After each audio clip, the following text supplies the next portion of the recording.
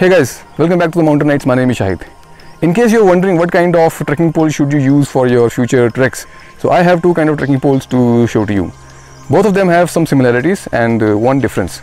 So when we talk about the similarities, it is that if we take into consideration these two trekking poles, both of them are adjustable.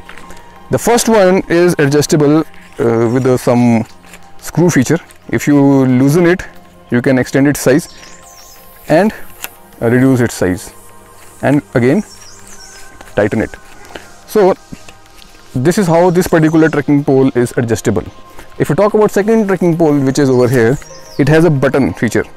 So if you press the button, you can extend its size, and similarly if you want to reduce its size, you can again press a button and reduce its size. So in the market you will find many such trekking poles which are adjustable in its size, irrespective of the way of adjusting the size. But there is one very important feature that you need to take into consideration, that is if the trekking pole has a shock absorber or not. So I would always prefer that you buy a trekking pole which has a shock absorber.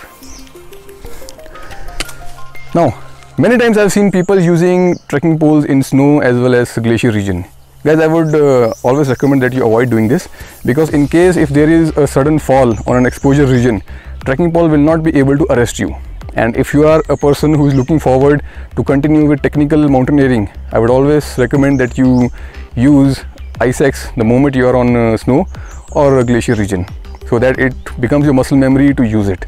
How to use it and what are the various technical aspects associated with the ice-axe, we will be discussing in another video in detail. But for now, that's all I have to discuss with you as far as the trekking poles are concerned.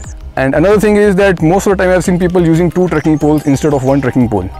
Guys, I would always recommend that you have one hand free. So it's always best that you use only single trekking pole, because one hand is very important to be free while you are trekking. So ladies and gentlemen, I hope you like this particular video, and if you like such kind of videos, please like, share and subscribe. Feel free to leave your questions and your comments. We will be back with more such videos on various aspects.